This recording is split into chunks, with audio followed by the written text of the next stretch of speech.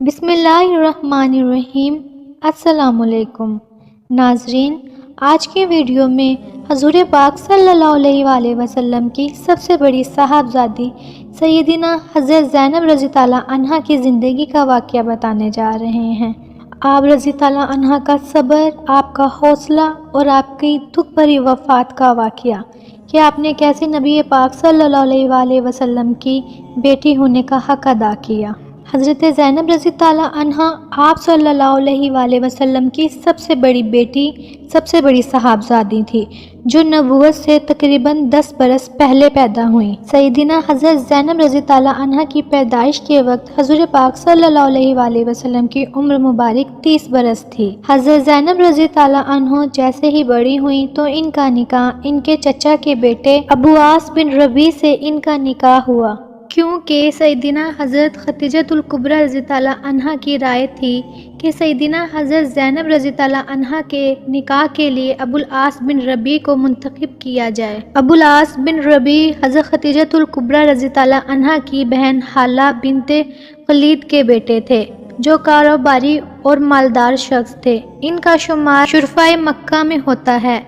سیدنا خدیجہ رضی اللہ عنہا کی اس رائے کو احترام دیتے ہوئے آپ صلی اللہ علیہ وآلہ وسلم نے حضرت زینب رضی اللہ عنہا کا نکاح ابو العاص بن ربیع سے کر دیا گیا۔ ابو العاص بن ربیع کا رویہ کافر ہونے کے باوجود بہت اچھا تھا۔ کفار مکہ نے یہ کوششیں بھی بہت کی کہ دیگر قریشی عورتوں کے بدلے ابو العاص سیدنا زینب رضی اللہ عنہا کو طلاق دے دیں، مگر انہوں نے قسم اٹھا کر کہا کہ میں زینب کو اپنی زوجیت سے کسی بھی قیمت پر علیحدہ نہیں کر سکتا۔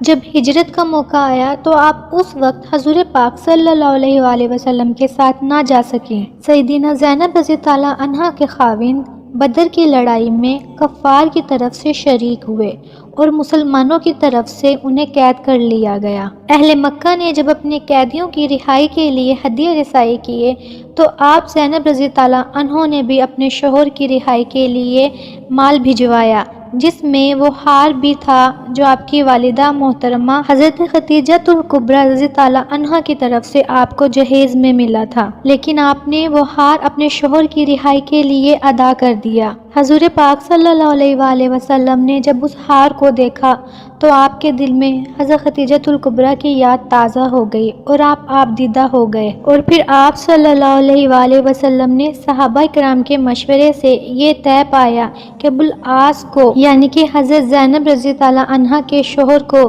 بنا فدیہ پر اس شرط پر چھوڑ دیا جائے کہ وہ واپس جا کر حضرت زینب رضی اللہ عنہا کو آپ رسول اللہ صلی اللہ علیہ وآلہ وسلم کے پاس مدینہ طیبہ بھیج دیں۔ اسی لیے حضور پاک صلی اللہ علیہ وآلہ وسلم نے ابو العاص یعنی کہ اپنے داماد کے ساتھ 2 آدمی بھیج دیے تاکہ وہ مکہ سے باہر رک جائیں اور انہیں حضرت زینب کے پاس بھجوا دیں۔ چنانچہ سیدنا حضرت زینب رضی اللہ عنہا اونٹ پر سوار ہوئیں اور اپنے دیور کنانہ کے ساتھ مدینہ کی طرف روانہ ہو گئیں۔ کفار کو جب اس بات کا معلوم ہوا تو وہ بہت ہی آگ ببولا ہوئے اور ایک جماعت انہوں نے مزاحمت کے لیے بھجوا دی، جن میں سے ایک کا نام حبار بن اسود جو کہ حضرت خدیجۃ الکبریٰ کے چچا زاد بھائی تھے اور اسی لیے حضرت زینب رضی اللہ عنہا کے بھائی ہوئے، اور اس کے ساتھ ایک اور شخص بھی موجود تھا۔ ان دونوں میں سے کسی ایک نے، پر زیادہ تر کی رائے ہے کہ حبار نے ہی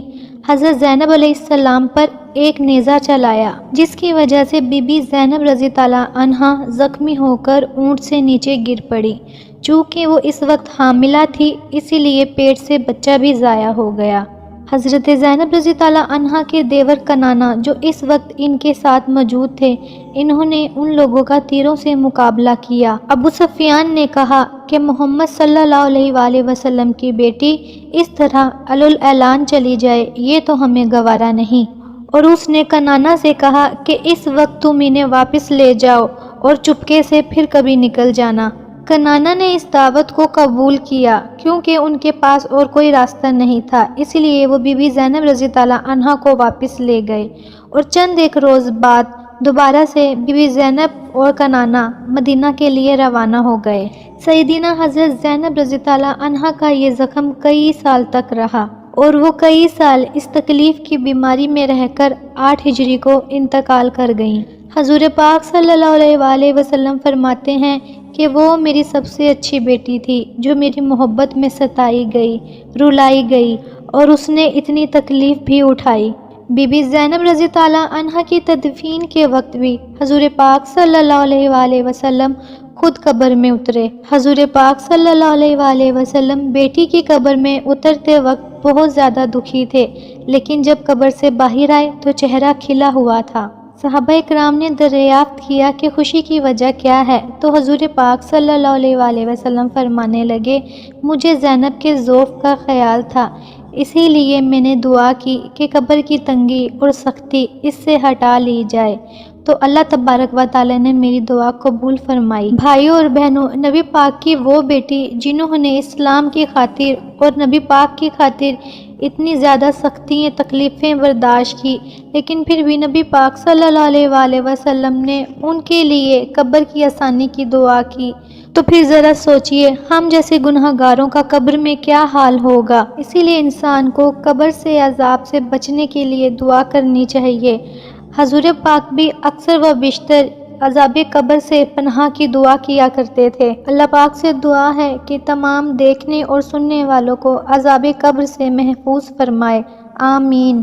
اللہ پاک آپ کا سننا اور میرا سنانا قبول فرمائے، آمین۔ ناظرین، ویڈیو کو لائک اور چینل کو سبسکرائب لازمی کیجیے گا تاکہ اسی طرح کے ایمان کو تازہ کر دینے والے واقعے آپ لوگوں تک پہنچتے رہیں۔ اللہ حافظ۔